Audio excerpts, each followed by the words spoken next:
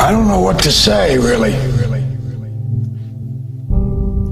3 minutes to the biggest battle of our professional lives. All comes down to today. Either we heal as a team, or we're gonna crumble.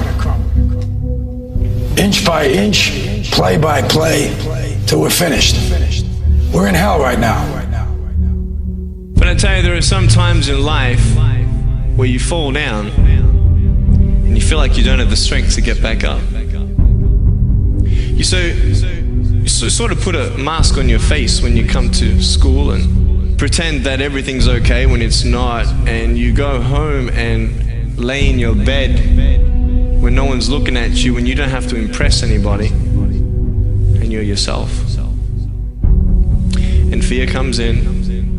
You know the fear that you have as soon as you walk into the doors of your house. Maybe if there's a broken home. Maybe you have doubt in your life. Maybe you don't know for sure what's going to be happening in the future and it scares you. Maybe you're worried about what people think of you, what people say about you. Just that fear paralyzes you. And I just want to ask you today, do you think you have hope? Let me tell you something you already know. The world ain't all sunshine and rainbows. It's a very mean and nasty place, and I don't care how tough you are, it will beat you to your knees and keep you there permanently if you let it. You, me, or nobody is gonna hit as hard as life. But it ain't about how hard you hit. It's about how hard you can get hit and keep moving forward. How much you can take and keep moving forward. That's how winning is done. Pain is temporary. It may last for a minute, or an hour, or a day, or even a year. But eventually, it will subside, and something else will take its place. If I quit, however, it will last forever. I'm down here, face down, and I have no arms, no legs. It should be impossible for me to get back up. It should be impossible for me to get back up, but it's not.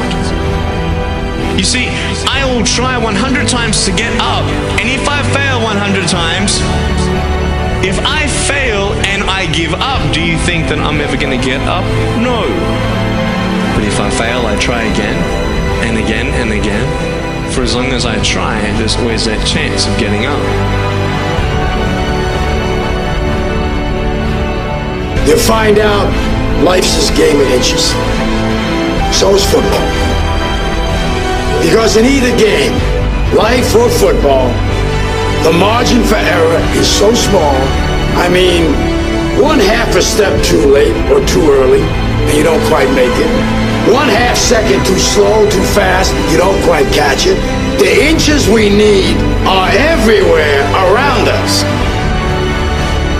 Now, if you know what you're worth, then go out and get what you're worth. But you gotta be willing to take the hits and not pointing fingers saying you ain't where you wanna be because of him or her or anybody. Cowards do that, and that ain't you. You're better than that.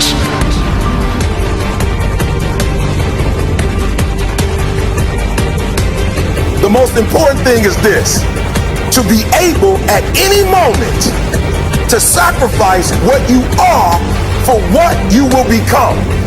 I'm saying to you today that there are some of you, if you give up your cell phone, you will be successful. Some of you need to give up your cell phone, because the time you spend on your cell phone could be used for your success. The time you could be using to be successful, you're using it on the cell, and the cell phone is not bringing you nothing but a bill. Very often you're getting what you're asking for, you're just not aware of how general you're asking. Clarity is power. The more clear you are about exactly what it is you want, the more your brain knows how to get there. Your brain is a servo mechanism. If you don't know exactly what you want, or you let yourself get beyond that into something general, you're not going to achieve it. Clarity is power. You got to know the specific result you're after. What do you want?